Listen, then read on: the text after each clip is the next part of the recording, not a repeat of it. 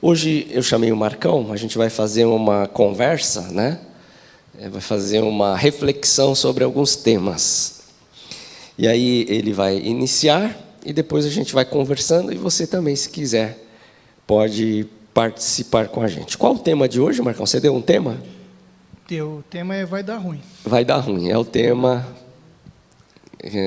nosso dessa noite, vai dar ruim, né? Eu não sei se você teve essa experiência de que você olha uma coisa e fala assim, esse negócio vai dar ruim. E como prevenir?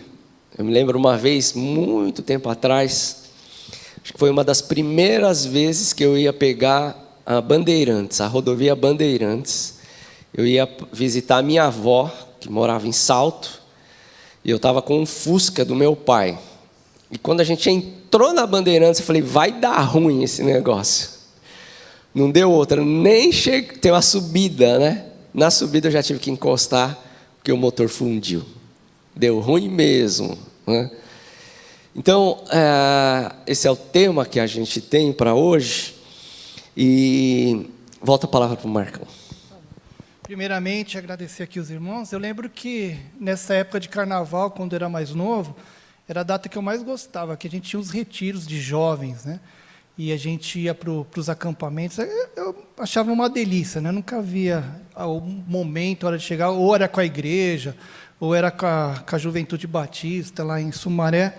E por muito tempo a gente ficava, né, nos tais retiros, até o momento que a gente foi já ficando um pouco mais velho, e quando a gente ia no retiro, era abençoado, mas toda a bênção ia embora na hora que você voltava e pegava aquele trânsito. Então, toda a espiritualidade ficava ali nos retiros, e aí a gente decidiu assim, não mais...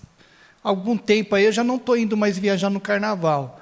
E eu estou gostando dessa experiência, porque a cidade fica vazia, né? E ainda mais hoje eu vejo aqui o milagre dos irmãos estarem aqui, né? Porque feriado a gente vê que as pessoas viajam, mas dá mais prazer agora também, e agora mais vontade nos próximos carnavais ficar aqui mesmo, esperar para viajar em outras oportunidades. Então, não que eu nunca não vou fazer isso, mas nesse momento aqui, eu agradeço a cada um aqui que está aqui, né? E nesse momento, e eu espero que a experiência que eu vou compartilhar aqui também sirva para o irmão, porque o que eu vou falar hoje é o que eu sinto, sabe, para a minha vida, e as necessidades que eu vejo que eu preciso de Deus.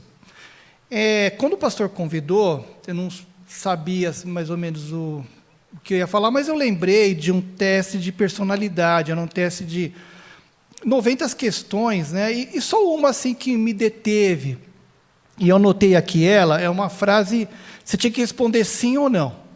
E nessa frase estava assim, se todos os problemas fossem previsíveis, eles seriam evitados.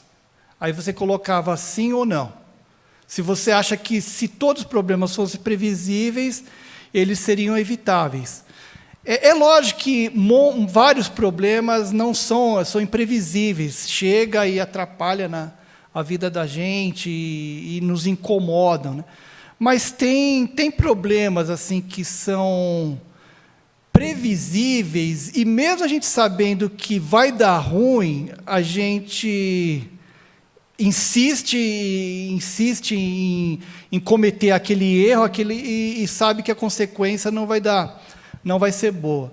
E o pastor falou de Fusca, e era um exemplo que eu coloquei aqui, que eu lembro que eu tinha um Fusca, quando eu estava para casar, e depois que eu casei também, a gente ficou era um Fusca laranja que eu tinha.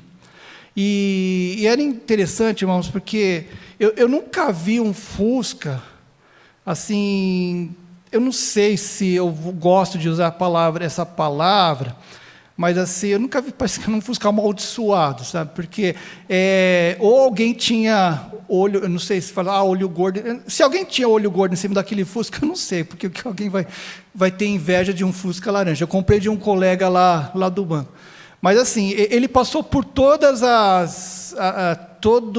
os imprevistos que acontecem. Todo mundo, quem já dirigiu Fusca, sabe que o Fusca ele não é só aquele ambiente que você está lá dentro, né? Ele sempre tem uma saia a mais, né? Então, eu já cheguei a ralar as 4 saias do Fusca, né?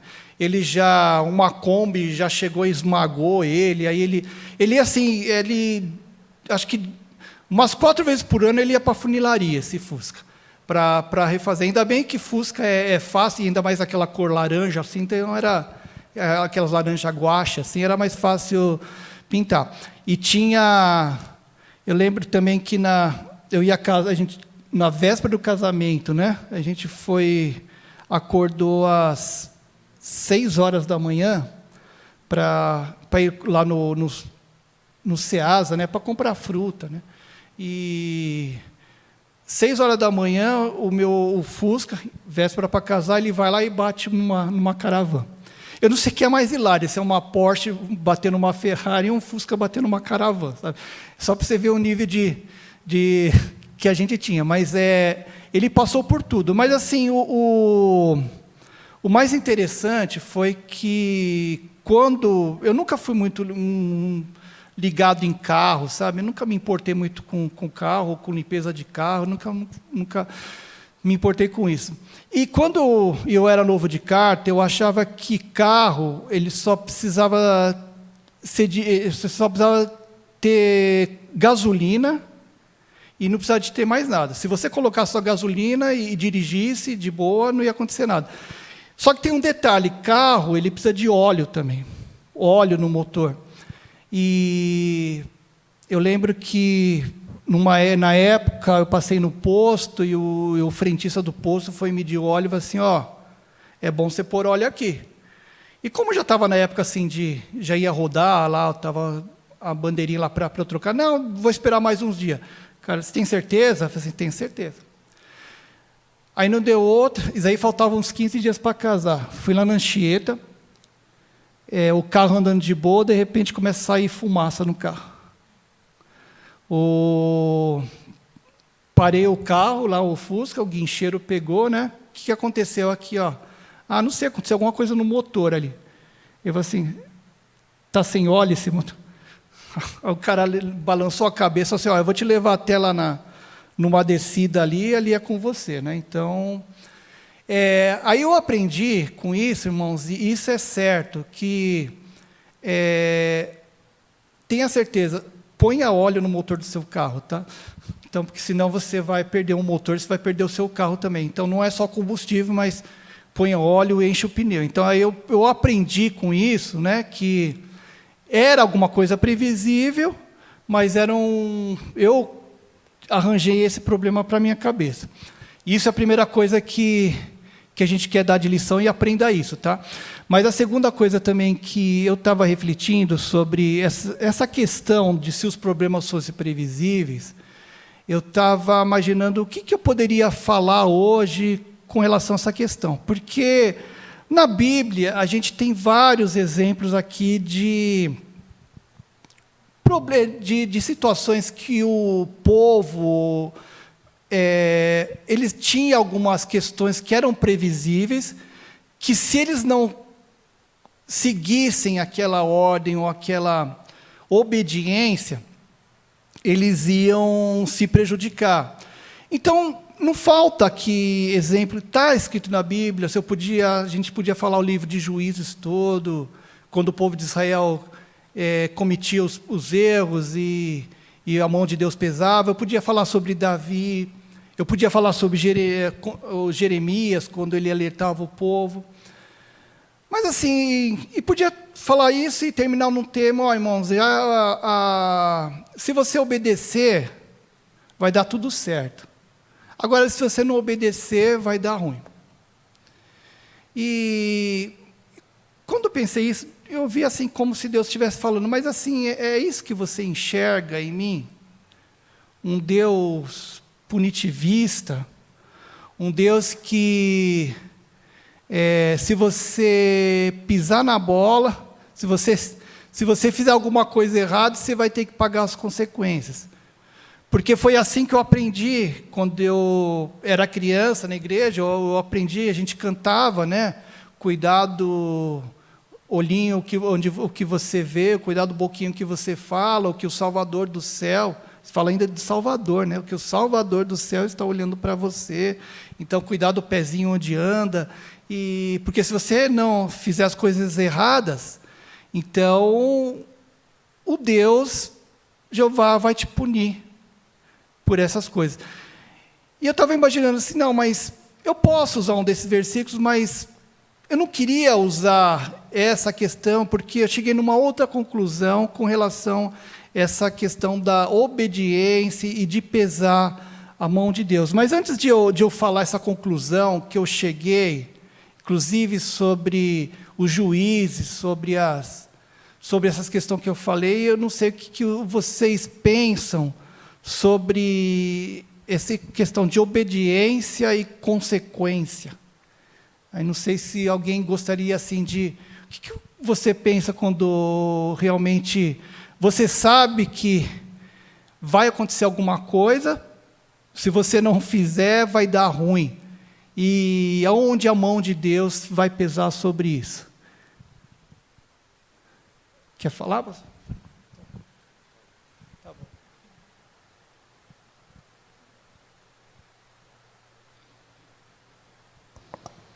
Quem quer falar, partilhar um pouquinho? Porque essa é uma coisa que nós aprendemos, né? Se você não obedecer, vai dar ruim. No Ministério Infantil, antes de 2023, nós pegamos o currículo do Ministério Infantil e todas as lições anteriores a 2023 era apenas uma. A criança tem que obedecer. Se ela não obedecer... E aí nós começamos a mudar esse centro. Nós falamos assim, Jesus disse, se você me amar, você vai me obedecer. Porque senão entra uma experiência de eu obedeço por obedecer. Porque meu pai mandou, porque minha mãe mandou. Eu não obedeço porque eu recebo uma instrução que é melhor para mim, que me dá liberdade. E a outra questão é que nem sempre você vai obedecer. Uma hora você vai derrapar na pista. Porque você é um ser humano, você é pecador, e em algum momento você não vai obedecer o que Deus pediu. E a minha questão é, quando isso acontece, o que Deus faz? Ele dá uma punição para você, ou Ele trata você com misericórdia e graça e, tipo assim, torce por você? Quando nós paramos para meditar nesse eixo que a gente está tentando virar, se você amar, você vai obedecer. A minha pergunta é, por que nós preferimos ficar no obedecer, falar para o outro obedecer, e não falar para o outro desenvolver uma relação de amor com Deus? Por que a gente prefere? Né? Vai lá, obedece que vai estar tudo certo. Só que eu tenho encontrado algumas pessoas que elas têm dito assim, pastor, eu obedeci a Deus e deu errado. Né? Recentemente eu conversava com uma senhora, ela falou, pastor, ó, fiz isso, e Deus, sabe o que aconteceu comigo? Ele permitiu que isso acontecesse na vida da minha filha. Aí eu falei assim, mas como esse negócio, né? É assim mesmo, 2 mais 2 é 4 e 3 mais 2 é 5, é assim que funciona ou existe uma outra dinâmica na nossa experiência com Deus? Eu gostaria de ouvir você mesmo, talvez até a sua experiência de coisas ruins que você... Eu poderia contar para vocês coisas ruins que eu fiz, erradas, e Deus disse assim, eu vou te livrar dessa. Dessa eu vou te livrar, mas se você não aprender com essa, próxima tu vai colher as suas consequências. Porque eu estou tentando instruir você. Né? Eu posso dar vários exemplos aqui, inclusive da minha juventude. Né? Se você não der o dízimo lá na igreja, sabe o que vai acontecer? Sabe? Ele vai... Aí Deus fala assim, você sabe o que é devorador? Né? E início de ano é uma época que a gente assim, gasta muito, né? Na hora que você vê a IPVA, não sei mais o que, tarari, tarará, e aí você fala assim, será que o próximo janeiro vai ser assim também? Né? E você tem coisas previsíveis, coisas imprevisíveis, e a dinâmica é como que eu trabalho essas coisas. Quando você tem medo, você vai dar um jeito de, sei lá, mudar alguma coisa. E a gente construiu essa ideia sobre Deus, né? E isso é muito poderoso na vida das pessoas.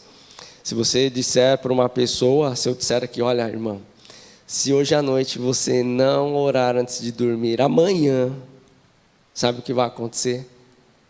Amanhã, logo cedo, Deus vai derramar sobre a sua vida algo muito ruim. Isso daí gruda na pessoa. Tem um poder gigantesco a questão do medo na gente. No amor, quando existe o amor, a pessoa ela pode ser infiel quando existe um verdadeiro amor? Vocês acham que existe essa possibilidade? Percebe que não existe? Sim. É que quando você entra nessa dinâmica do amor, algumas coisas são impossíveis de acontecer, né? E aí você experimenta essa dinâmica desse amor que vai, como a gente cantou, que vai transformando você e vai trazendo segurança para você, para o seu ser, na sua relação com Deus, porque você fala assim, não, Deus me ama, Ele me ama. Eu estou amando Ele, porque Ele me amou primeiro, e nessa dinâmica eu estou sendo aperfeiçoado, e João vai dizer que, inclusive, o amor lança fora esse medo de Deus, não é? É o texto de Jesus, no mundo tereis aflições. Então, fique tranquilo, não é uma questão... falou para nós, né? Falou para nós, você vai ter aflição, mas fica tranquilo. Tem de bom ânimo. Aí eu devolvo para o Marcão. Então, eu vou falar a minha percepção, irmãos. Assim, eu não quis usar os textos de Juízes, ou a história de Davi, ou de Jeremias, porque eu vi que tem uma relação em comum com essas histórias, o porquê que o povo ele sofria as suas consequências. E eu aprendi bastante também nessa conversa. A gente foi quinta-feira lá conversar com o Hudson, lá, um amigo do pastor. Ele falou sobre a questão da aliança. Quando você casa, você põe a sua aliança, e aqui representa o quê? Um compromisso, e um compromisso não de obrigação, mas um compromisso de amor. O povo de Israel, ele quebrava essa aliança com Deus sempre.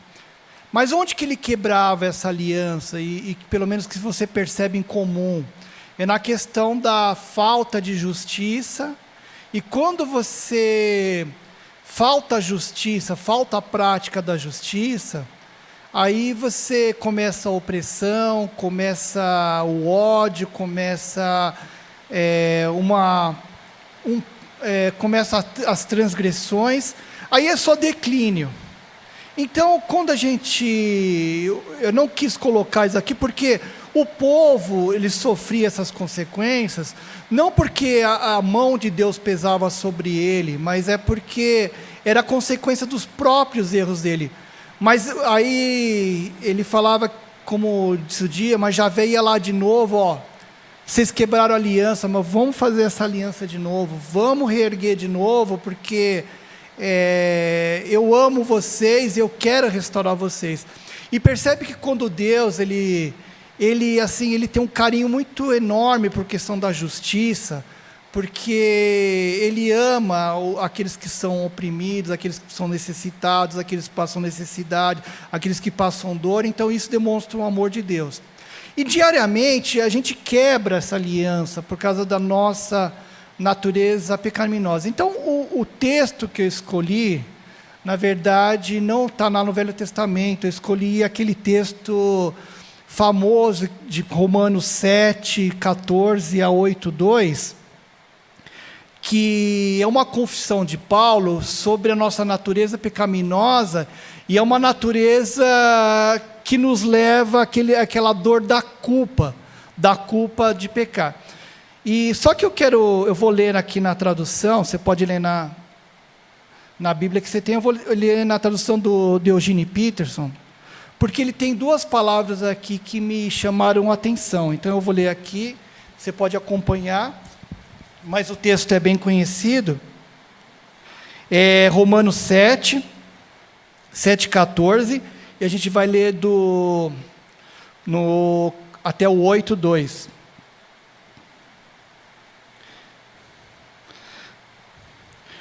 Ele começa assim: o que não entendo a meu respeito é que decido uma coisa e faço outra, sendo levado a fazer o que absolutamente desprezo.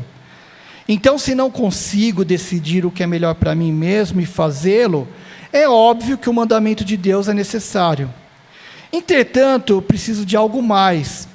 Pois se conheço a lei e mesmo assim não posso guardá-la, e se o poder do pecado dentro de mim insiste em sabotar as minhas melhores intenções, obviamente preciso de ajuda. Entendo que não posso cumpri-la.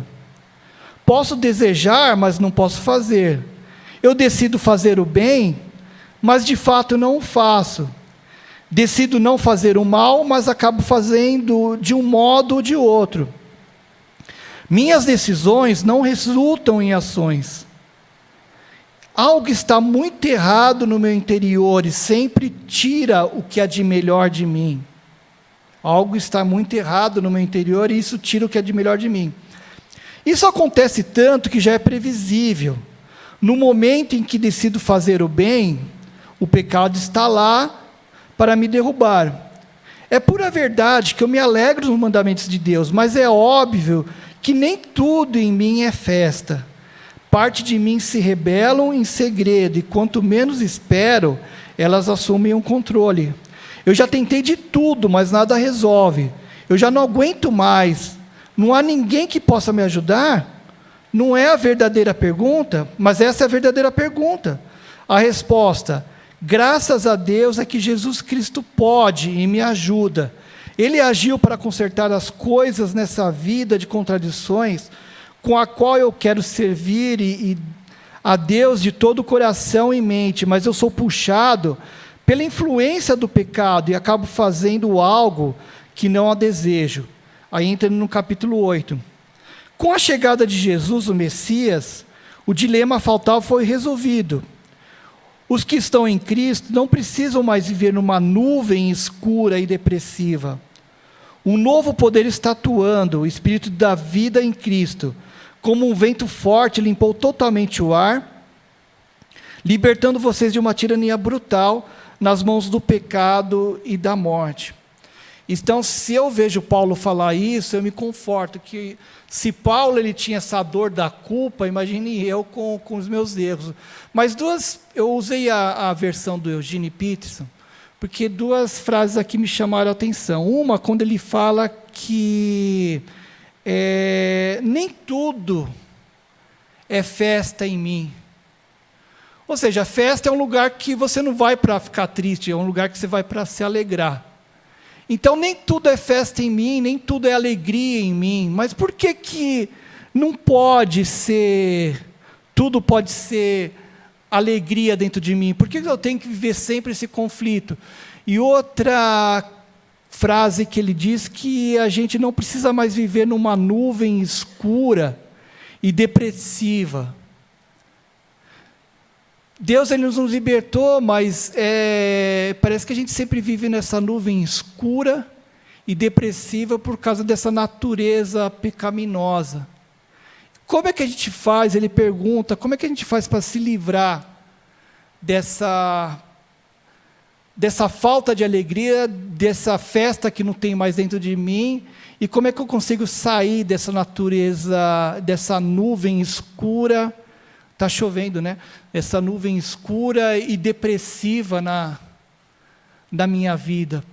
Se Deus me fez para eu ser alegre, por que eu não consigo ser alegre?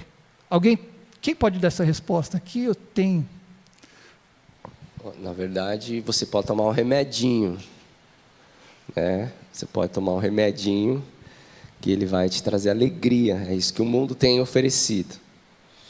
E quando nós olhamos as respostas que o mundo dá, quantas delas nos convenceram? Quantas respostas do mundo que nos convenceram de que a nossa alegria pode estar ali, lá, ou tomando um remedinho. Mas o mundo tem dado algumas respostas e nós temos acreditado em alguma delas. O tempo em que nós achamos que a nossa felicidade vai estar no outro ou nesse relacionamento, quando nós não os temos, parece que também nós nos encontramos abatidos com uma nuvem e sem festa no nosso coração. Eu admiro pessoas que conseguem viver sozinhas bem, sabe? Eu acho que eu não seria esse tipo de pessoa, sempre, né? Mas eu disse para minha esposa, se acontecer alguma coisa, eu não vou casar de novo. Ela pode casar, mas eu não. Porque nós atrelamos ou não as nossas alegrias e felicidades a essas coisas que o mundo vai. Claro que um bom relacionamento traz alegria.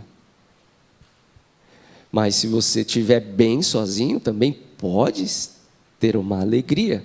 Porque a nossa alegria, conforme esse texto, vem de um lugar, de uma experiência dessa nossa relação com o nosso Criador. Não é? Vem dele. Vem aquele negócio que você pode ter aflição, você pode ter lutas, dificuldades, mas você olha e fala assim, mas eu sou uma pessoa feliz em Cristo Jesus. Eu tenho essa alegria. Ou não. Mistura isso com medo. Mistura isso com a nossa tradição que Deus vai punir. Mistura isso com uma leitura caricatural de Deus, punitivo. A gente não consegue experimentar essa alegria. Não tem festa. Não tem aquele momento, né, de vamos festejar, não é? E o Evangelho de Jesus é uma boa notícia. Isso é uma boa notícia. Você, como diz o anjo, eis que trago boas novas de grande alegria. Percebe? Nasceu o Redentor. Então, como que eu me aproprio dessa realidade, dessa experiência? Trato as coisas previsíveis, as coisas imprevisíveis, mas não vivo debaixo dessa sombra. E acho que os nossos dias é menos festa do que festa, não é? É menos festa do que festa. Marcão. E eu vejo que quando Paulo falava isso, e o que eu sinto, assim, igualmente Paulo, é que essa culpa, essa dor dos nossos de errar contra Deus, ele nos tira essa felicidade. E quando a gente lê Isaías 53, de 3 a 5, na verdade ele diz que Jesus Cristo, a nós o reputávamos como culpado, mas ele não tinha culpa nenhuma, porque na verdade ele levou os nossos, eles foram culpados, ele foi crucificado pelos nossos pecados, ele não tinha culpa nenhuma. Então, a partir do momento que ele levou toda a nossa culpa, todos os nossos erros, a gente poderia se alegrar nesse grande feito, nesse grande gesto de amor.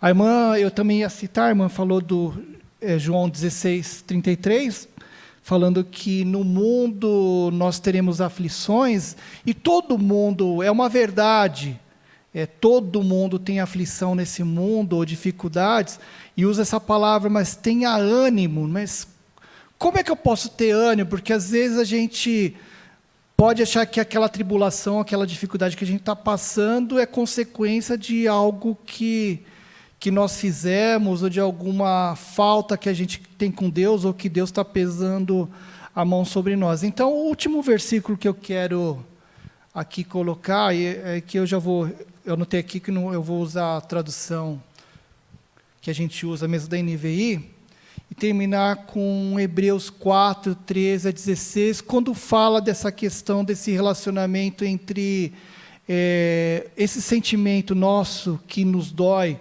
com a culpa do pecado, e como é que Deus olha para nós diante de um ser pecador, de um ser tão...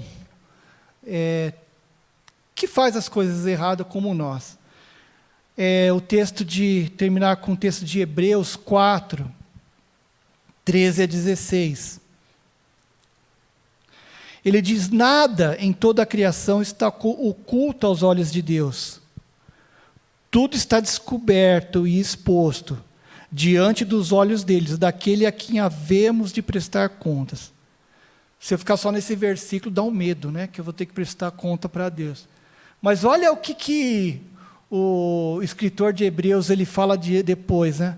Portanto, visto que temos um grande sumo sacerdote que adentrou os céus, Jesus, o Filho de Deus, apeguemo-nos com toda a firmeza e fé que professamos, pois nós não temos um sumo sacerdote que não possa compadecer-se das nossas fraquezas, mas assim alguém que, como nós, passou por todo tipo de tentação, porém sem pecado.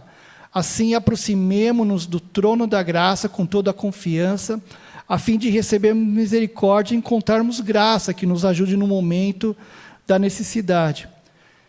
Quando diz assim, a beleza que diz que nós não temos um sumo sacerdote que não possa se compadecer da nossa fraqueza, eu vejo a beleza desse versículo, porque parece que quando nós erramos ou fazemos uma coisa errada, que a gente já sabe que vai dar ruim ou errado, parece que a gente aguarda um Deus repressor que vai chegar para a gente e vai dizer assim: olha, de novo, Marcos, você fez isso errado. De novo você cometeu os mesmos erros. Eu não suporto mais, assim, a convivência com você está ruim, porque eu não suporto mais esses erros. Mas quando a gente chega e vê o que a palavra de Deus diz, que é totalmente ao contrário, dizer que tem um Salvador, um sumo sacerdote, que em vez de me acusar, ele tem o quê? Compaixão das minhas fraquezas. Ele não está lá para me acusar, mas ele tem compaixão e de qualquer pessoa que erra, e quando ele vê alguém errando, ele não olha com olho de repreensão, mas de olho de compaixão. E só essa palavra, ela já podia me dar alegria, ânimo, esse ânimo que Paulo diz assim, ó, que a gente não tem que ficar mais nessa nuvem de tristezas e de depressão, né? E por isso que quando ele termina dizendo, o escritor, assim, que a gente tem que se aproximar do trono da graça. E eu falo isso, irmãos, não porque eu experimento isso, mas porque eu preciso experimentar. Porque esse sentimento de culpa, de erro, assim, ele me aflige e não me deixa feliz, às vezes. Eu era para ser feliz, era para ser mais alegre. Mas, assim, eu entendo que essa receita que ele dá, assim, de que, olha, eu tenho um mediador aí com vocês, que ele vai se compadecer das tuas fraquezas, mas o que você precisa fazer, a tua função, se aproxima desse trono da graça, e parece que a gente quer se afastar não entende, né, essa questão da graça, desse trono da graça, chegar perto desse trono da graça, que é, como diz, que é onde que nós vamos receber misericórdia e encontrar graça que nos ajuda no momento da necessidade, mesmo dos nossos erros, mesmo no momento quando a gente vai fazer ou comete algum erro. Eu creio assim que eu quero assim, experimentar, assim, chegar perto de Deus, desse trono da graça, para mudar a minha vida, para que a gente possa ser mais feliz. E que eu sei que se eu chegar no trono da graça, as coisas vão ser boas para mim, mas se eu me afastar do trono da graça, isso vai ser ruim para mim. Então eu queria terminar isso, não para dizer uma coisa que o irmão tem que fazer, mas também dizer uma coisa que eu tenho que fazer. E se você também estiver na situação se sentindo culpado, a questão de se aproxime desse trono da graça, daquele que não olha você com repressão, mas que olha com misericórdia e que olha você que se compadece dos seus erros. Eu termino aqui. Se você fosse dar o título novamente para o tema do Marcão, qual título você daria?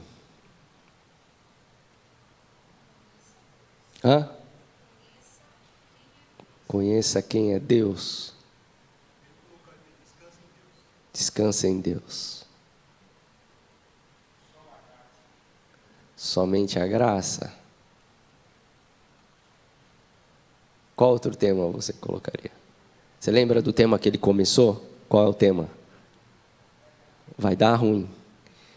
Que tema você colocaria?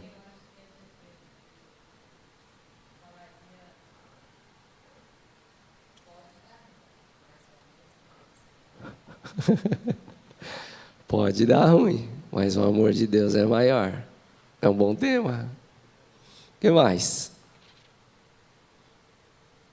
Se você fosse trocar o tema dele. Pode trocar já o seu tema, tá? Pode trocar a próxima vez que você for, não vai usar o tema, vai dar ruim. Eu talvez diria assim, vai dar certo. Confie que vai dar certo. Porque a confiança se você colocar a sua confiança em você, se você pôr os seus olhos em você, vai dar ruim. Se você tirar os seus olhos de você, colocar os seus olhos no trono da graça, o próprio Hebreus vai dizer, tendo os olhos fitos em Jesus, autor e consumador da nossa fé, vai dar certo. Você não precisa ter medo da condenação, porque você vai chegar lá, você vai dizer, meu Jesus é minha garantia. Não tem medo não, chegar lá, não, Jesus é minha garantia. Eu, coitado de mim. Mas que a gente possa confessar isso. Senhor, o Senhor sabe que eu não tenho essa alegria dentro de mim. Esse é um bom caminho para a gente iniciar. Às vezes a gente ouve uma pessoa dizer, não, mas como você não tem a alegria de Jesus, da salvação na sua vida? Não tenho, estou confessando a você. E às vezes nós queremos imprimir sobre o outro uma alegria que nem a gente tem, e nem essa que está falando também tem. Porque se ela tivesse compaixão, ela ia entender o nosso ponto de vista. E às vezes a gente precisa confessar a Deus, Senhor, o Senhor sabe que eu não tenho alegria na tua salvação, que eu deveria ter. Você sabe que eu não tenho alegria de você ter carregado sobre si todos os meus pecados que eu já cometi e que eu vou cometer. Eu não tenho essa alegria. Porque tem um outro texto do profeta que vai dizer que a alegria do Senhor é a nossa força. E quando às vezes a gente, olha algumas coisas, a gente precisa confiar nesse Deus do impossível. Lá em casa, a Lisiane mudou alguns quadros, tirou alguns quadros e colocou outros. E um dos quadros que tem lá na sala é: confie no Senhor de todo o seu coração. E eu passava ali, olhava aquele. Aí passa um dia, passa dois. Aí um dia eu falei assim, será mesmo que eu confio no Senhor de todo o meu coração? Aí eu falei assim, acho que não. Eu confio no Senhor às vezes, mas não de todo o meu coração. Porque se eu confiasse no Senhor de todo o meu coração, com todas as minhas forças, acho que a dinâmica ia ser outra. Mas eu conheço esse versículo de cor, né? Que Deus nos abençoe na nossa jornada e que seja festa, né? Mesmo uma festa tímida, porque tem pessoas que são tímidas, mas tem festa lá dentro do coração. Certa vez perguntaram para um casal sobre o seu filho, que era médico, super bem sucedido, um excelente médico, e os pais estavam tristes com o filho, adulto já. E um outro perguntou: mas por que vocês estão tristes? Porque o nosso filho é tudo menos feliz. Ele é um monte de coisa, mas ele não é feliz. E eu creio que o Evangelho de Jesus, ele tem essa marca da alegria, né? E nós vamos ver um pouco mais sobre essa marca da alegria durante as nossas pregações. Que Deus abençoe você. Bom final de carnaval, né? A avenida está limpa agora, né? E aí, que Deus tenha misericórdia dessas pessoas, né? De tudo isso que acontece nesse tempo. As pessoas retornam mesmo assim, às vezes, impactadas de forma negativa, né? Negativa de tantas coisas que acontecem nesse arrombo de suposta alegria, muitas vezes, né? Num período, que a nossa alegria seja permanente. Oremos. Pai querido, obrigado, mais um momento de reflexão na Tua Palavra, nos abençoa. Coloca em nossos lábios a confissão necessária para nos aproximarmos de Ti de maneira íntegra, sincera na Tua presença. E que a Tua alegria seja o motor da nossa vida, que a Tua alegria seja o combustível da nossa jornada, todos os dias da nossa existência, porque a Tua alegria é a nossa força. Nos abençoa, nos dê uma boa semana na Tua presença, assim nós oramos, em nome de Jesus, amém. Boa semana para você.